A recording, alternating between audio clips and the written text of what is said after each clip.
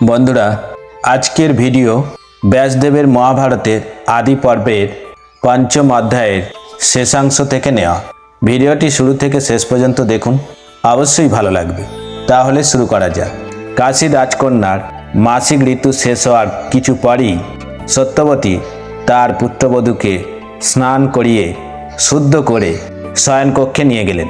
সেখানে বিছানায় বসিয়ে সত্যবতী অম্বিকাকে বললেন, বিচিত্রবীর্যের একজন বড় ভাই আছে, যাকে তুমি এতদিন জানতে না। সে শীঘ্রই এখানে আসবেন এবং তোমার গর্ভে এমন এক সন্তানের জন্ম দেবেন যার মাধ্যমে আমাদের বংশধারা টিকিয়ে রাখা হবে। তুমি এখানে ঘুমিয়ে না পড়ে তার জন্য অপেক্ষা করো। অম্বিকা তখন নিজের ঘরে অপেক্ষা করতে করতে ভাবতে লাগলেন, কে হবেন ভীষ্ম ছাড়া অন্য কোনো বয়োজ্যেষ্ঠ? ঘরে প্রদীপ জ্বলছিল। হঠাৎ ব্যাসদেব ঘরে প্রবেশ করলেন। অম্বিকা তার জটাধারী কুৎসিত চেহারা ও ভয়ঙ্কর মুখ দেখে ভয়ে চোখ বন্ধ করে ফেললেন এবং গর্ভধারণে পুরো সময়টা একবারও চোখ খুললেন না। ব্যাসদেব যখন ঘর থেকে বেরিয়ে এলেন তখন তার মায়ের সাথে দেখা হলো। মাতা সত্যবতী জিজ্ঞাসা করলেন, এই রাজকন্যার কি একজন যোগ্য পুত্র হবে? তার কথা শুনে ব্যাসদেব উত্তর দিলেন, যে শিশুটি জন্মাবে তার 10,000 হাতির ক্ষমতার থেকেও সে বেশি শক্তিশালী হবে।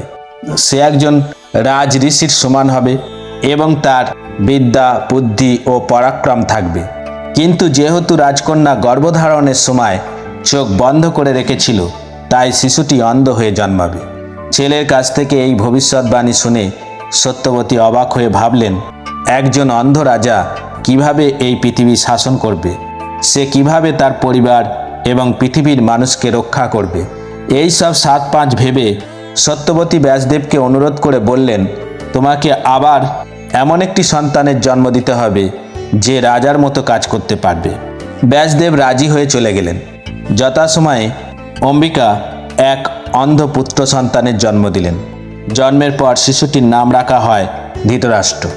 সত্যবতী এমন এক পুত্র সন্তানের জন্ম দিতে ব্যাকুল ছিলেন যে বিশ্ব শাসন করতে পারবে। এইবার সত্যবতী ছোট পুত্রবধূ অম্বালিকাকে ঠিকঠাক ভালো করে বোঝালেন। ভালো করে বোঝানোর পর অম্বালিকার সম্মতি পেয়ে তিনি ব্যাসদেবকে ডেকে পাঠালেন। ব্যাসদেব তার কথা অনুযায়ী এসে অম্বালিকার শোবার ঘরের দিকে এগিয়ে গেলেন। ব্যাসদেবের বীভৎস রূপ দেখে অম্বালিকা ভয়ে ফ্যাকাশে হয়ে গেলেন। গর্ভধারণের পর ঋষি কক্ষ ত্যাগ করে তার মাকে বললেন, যেহেতু এই রানী আমার কঠোর রূপ দেখে ফ্যাকাশে হয়ে গেছে, তাই যে পুত্র সন্তান জন্মাবে সে সাদা রঙের হবে। অতএব তার নাম হবে পাণ্ডু, অর্থাৎ শ্বেত বর্ণের। যথাসময়ে অম্বালিকা এক শুভ চিহ্নযুক্ত পুত্র সন্তানের জন্ম দিলেন। তিনি ছিলেন ফ্যাকাশে বর্ণের, কিন্তু সর্বত্রভাবে সুদর্শন।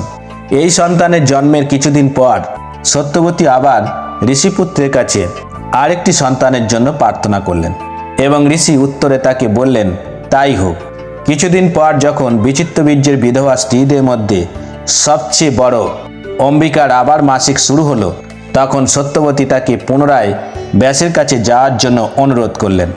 দেবীর মতো রূপবতী রাজকন্যা ঋষির রুক্ষ চেহারা ও তীব্র গন্ধের কথা মনে করে তার শাশুড়ি আদেশ মানতে অস্বীকার করলেন। কিন্তু অম্বিকা রাজমাতার অনুরোধ রাখতে তার নিজের প্রধান দাসীকে, যে ছিল অপ্সরা মতো রূপবতী, তাকে ঋষির কাছে পাঠালেন।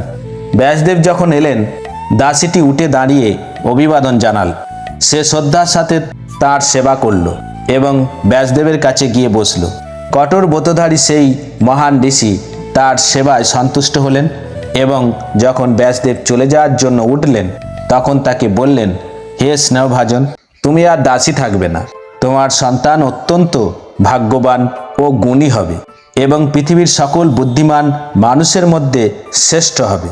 শ্রীকৃষ্ণ দ্বৈপায়নের ঔরসে তার যে পুত্র জন্মালো তিনি পরবর্তীকালে বিদুর নামে পরিচিত হন। এইভাবে বিদুর ধৃতরাষ্ট্র এবং প্রসিদ্ধ পাণ্ডুর ভাই হলেন। বিদুর কামনা ও বাসনা থেকে মুক্ত এবং শাসনের নিয়মকানুন সম্পর্কে অবগত ছিলেন এবং তিনি ছিলেন ন্যায় বিচারের দেবতা, যিনি প্রসিদ্ধ ঋষি মান্ডব্যের অভিশাপে পৃথিবীতে জন্মগ্রহণ করেছিলেন। কৃষ্ণ দ্বৈপায়ন আগের মতোই তার মায়ের সঙ্গে দেখা করে তাকে জানালেন যে রাজকন্যাদের মধ্যে জ্যেষ্ঠা অম্বিকার দ্বারা প্রতারিত হয়েছিলেন এবং কিভাবে তিনি এক শূদ্র নারীকে তার কাছে পাঠিয়েছিলেন।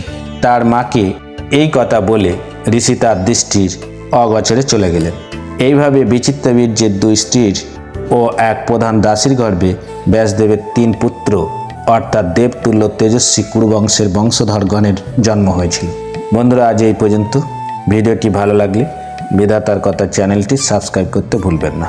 নমস্কার।